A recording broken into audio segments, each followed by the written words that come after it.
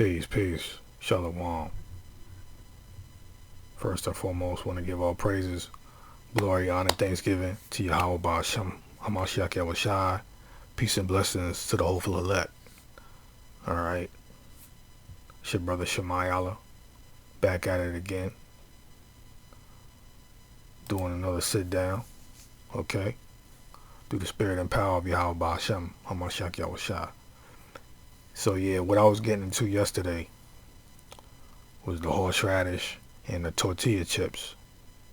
And I proved, okay, according to scripture, we're not supposed to be eating roots.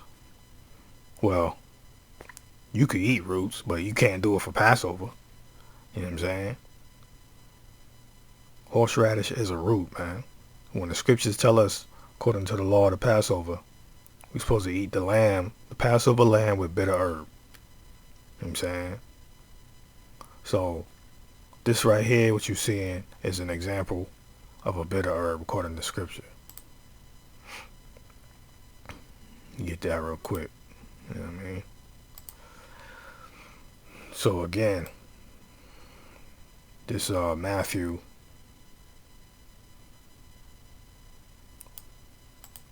chapter 13 verse 31. Another parable put he forth unto them, saying, the kingdom of heaven is like to a grain of mustard seed, which a man took and sowed in his field. Verse 32.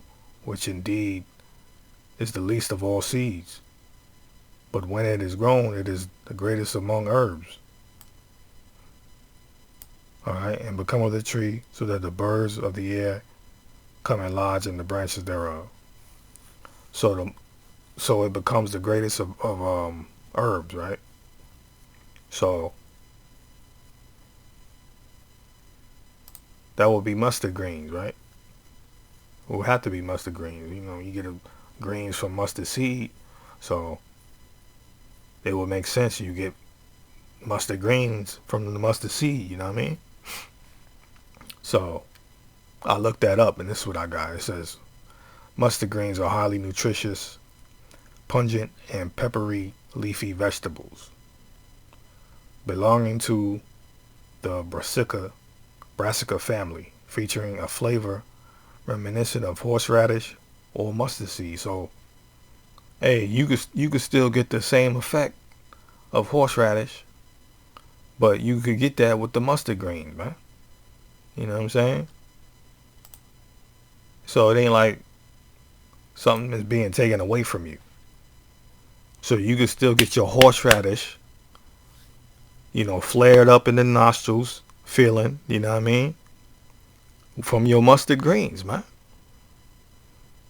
All right, because it has similar flavor to a horseradish. Matter of fact, the mustard seed and the greens in a tree, they all in the same family as the horseradish. All right, so let me get that. All right, let me show you that real quick. It's the mustard tree. Let's see what it say about the mustard tree, man. And there's a lot of talk about whether the mustard tree is actually a tree,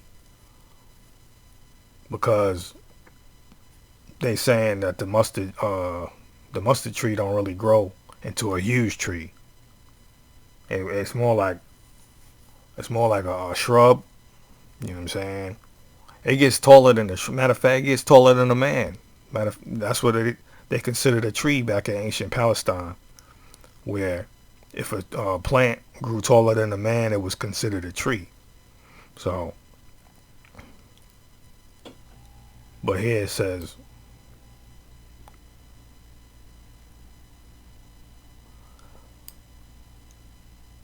there's no botanical mustard tree. The term refers to the mustard plant, brassica or Sinapis species, which grows into a large shrub-like annual herb up to 10 feet. So you see, up to 10 feet.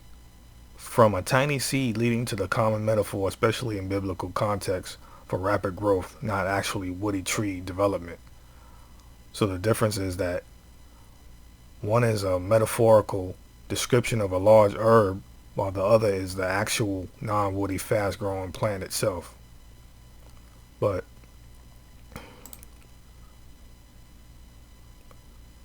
they in the same family, the horseradish and the mustard seed tree and herb. It says the mustard plant is any one of the several plant species in the genera Brassica, Ramphospermum, Ramphosper, Ramphospermum, and Sinapis in the family Brassicaceae, Brassicaceae. All right. So that right there, letting you know, Brassicaceae is the family that this tree is in, this mustard seed tree, which is the same family as where the horseradish root comes from. You know what I'm saying? Let me see.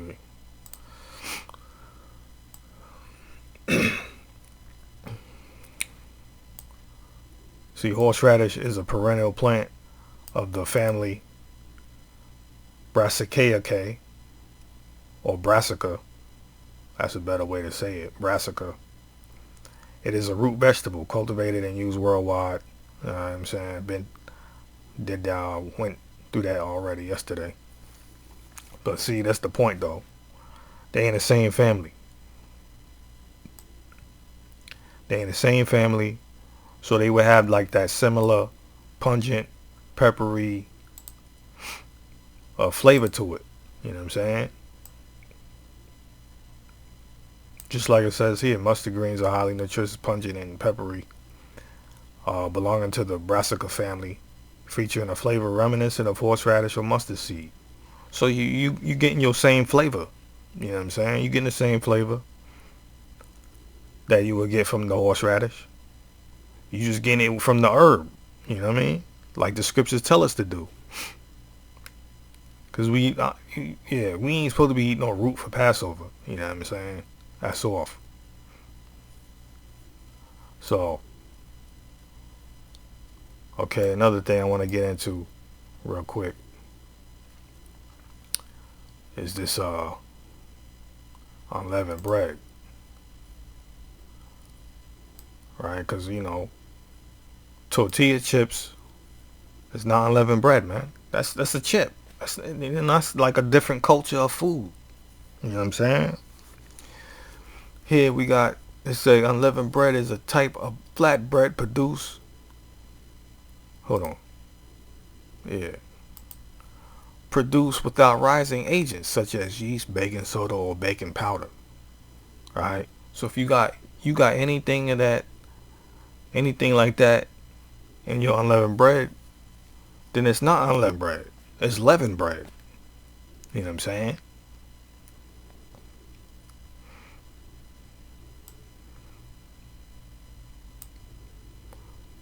So let's look. Let me look up tortillas, man.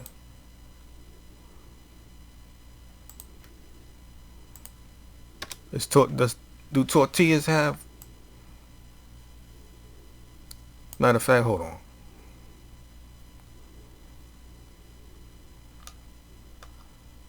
Cause tortillas, you would think you could use tortillas for your Passover, right? It says tortillas are thin, unleavened flatbreads originating from Mesoamerica, traditionally made from corn masa or post-Spanish colonization wheat flour. So it's telling you, basically trying to tell you it's the same thing as unleavened bread. Okay. But right here it tells you it's without baking soda and baking powder. So we gotta look at the ingredients now. You gotta be a little more tedious. You gotta look into these things, man. You think you're gonna get you some tortillas, cause tortilla chips is off. You're not supposed to have no. The scripture don't say nothing about no chips. You know what I'm saying? So you think you're gonna go to the store, get you some tortillas, and you be like, all right, cool, I ain't gotta make nothing. Okay. Let's see what's in these tortillas, man. Let's look at El Paso, man. Let's see what they got. See if the ingredients are good enough, man. What's in these El Paso tortillas, man? Hold on. Ingredients. Hold on, man. Let me shrink it down because this thing. Enriched wheat flour. Thiamine mononitrate. Okay. Riboflavin. I think that's folic acid. Water, palm oil, glycerin. Contains 2% or less of baking powder. You see that? Sodium, which is sodium aluminum phosphate, baking soda. Come on, man. You think, see, that's leavening agent right there. So tortillas is off, man. All right. Let's see another brand. You see, it's all the same. You know what I mean? Let's see these. These look good, right? What's the ingredients in the Mission tortillas? Enriched bleach flour, all right? And I'm going to get into the ingredients for your unleavened bread, all right?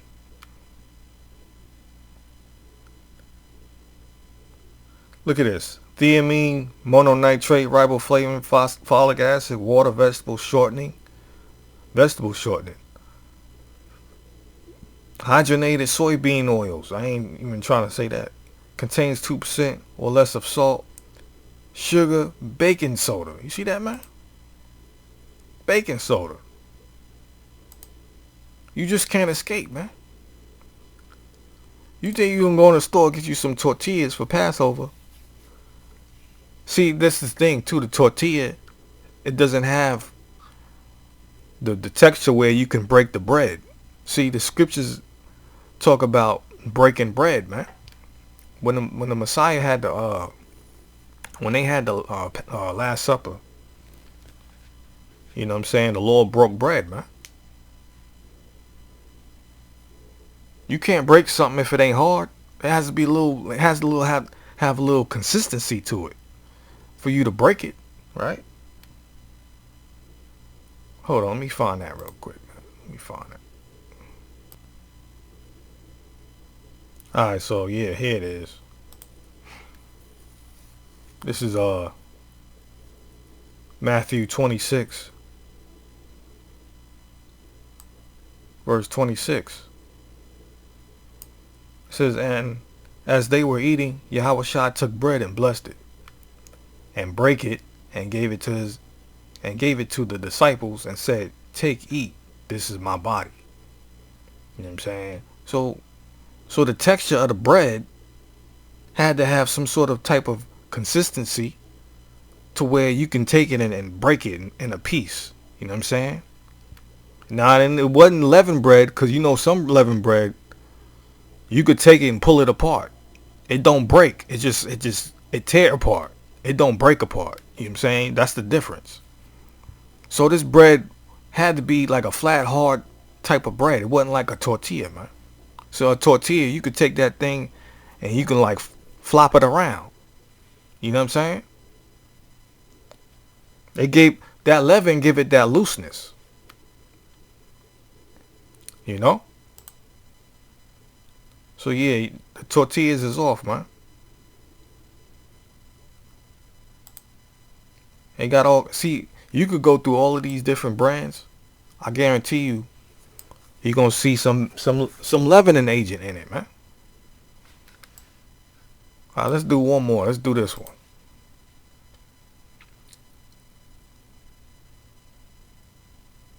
Ingredients. Look at this. Again, same thing. Enriched unbleached flour. All that mess. Again, mononitrate, riboflavin, folic acid, water, vegetable shortening. palm oil with olive oil. See, sodium bicarbonate. See, salt leavenings.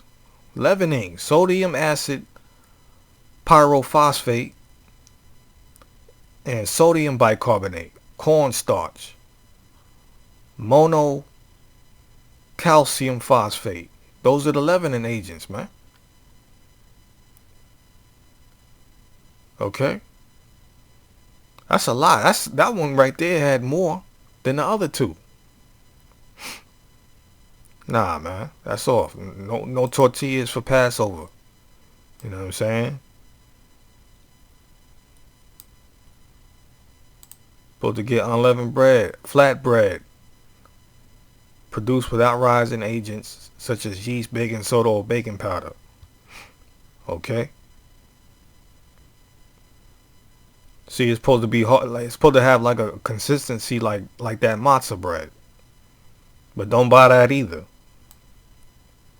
You know what I'm saying? Unleavened bread is any bread made without leavening agents like yeast, baking powder, or baking soda, resulting in a flat, non-risen product with common examples including matzah. See, they going off tortillas. We just brought out what is in a tortilla. Come on, man. See, they have you stumbling.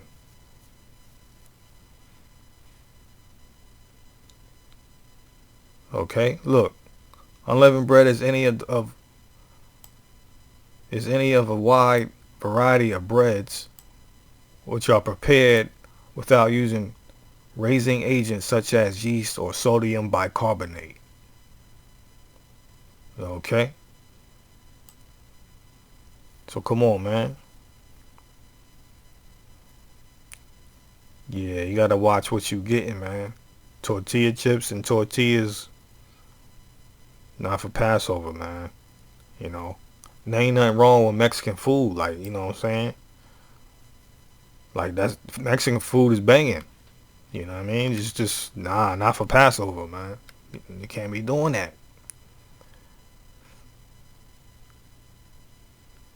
You know what I'm saying? So,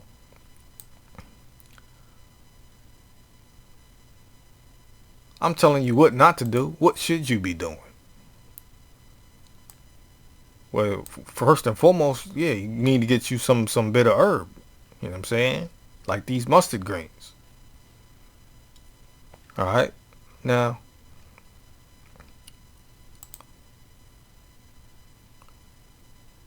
unleavened bread, right? This is the ingredients.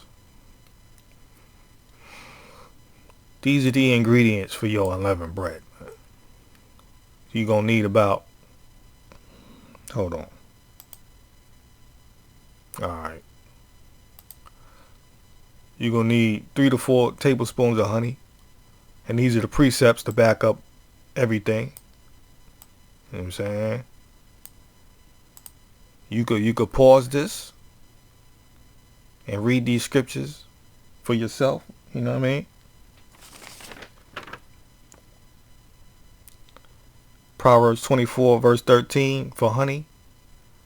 Proverbs 25:16. Psalm 119, 103. Exodus 16 verse 31. Judges chapter 14 verse 18. Then you're going to want to have to get 3 to 4 tablespoons of ground coriander seed. You know what I'm saying? Exodus 16 verse 31.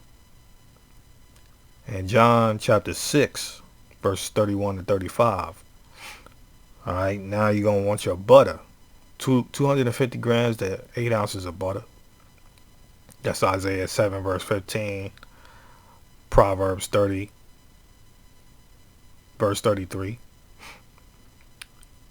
You're going to want 1 cup, 8 ounces, which is 8 ounces of goat milk or regular milk.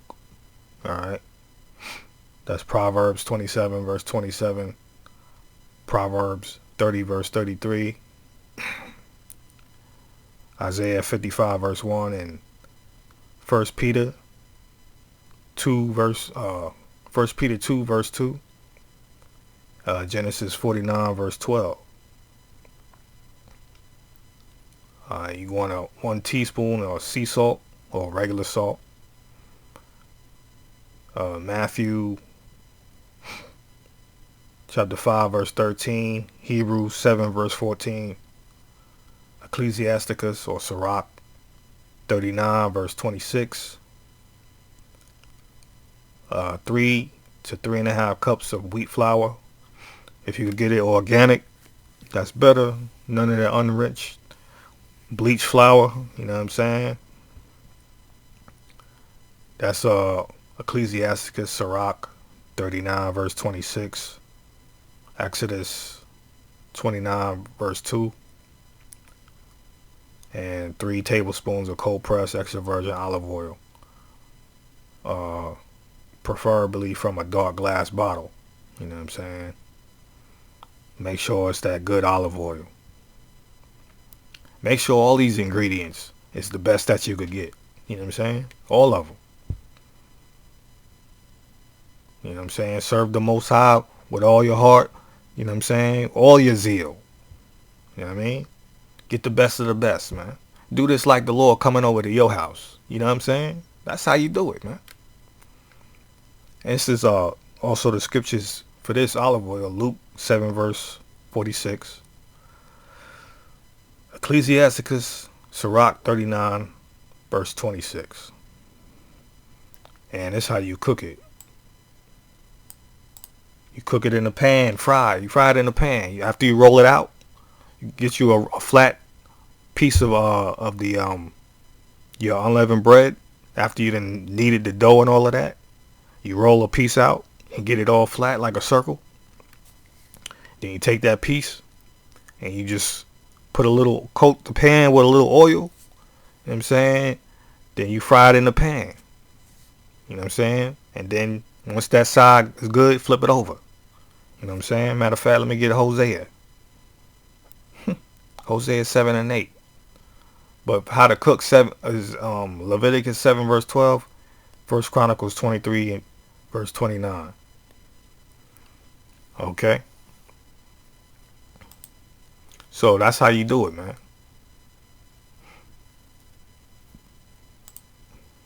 Let's get Hosea. That's how you do it. You flip the cake over. Like it's showing in Hosea. Ephraim, he hath mixed himself among the people. Ephraim is a cake not turned. Okay? Now, you know, the whole thing about this parable was the baker putting something in the oven. You know what I'm saying? It was never talking about something you cook on top of the stove, but because y'all think that, I'm going to just go with it. You know what I'm saying? So, the way you cook that unleavened bread, once you flatten it out, you get your pan coated a little bit with some oil. You know what I'm saying? And you put that flat piece into the pan, right? You fry it on one side, then you turn it over. Once it's fried good and hard on one side, you turn it over.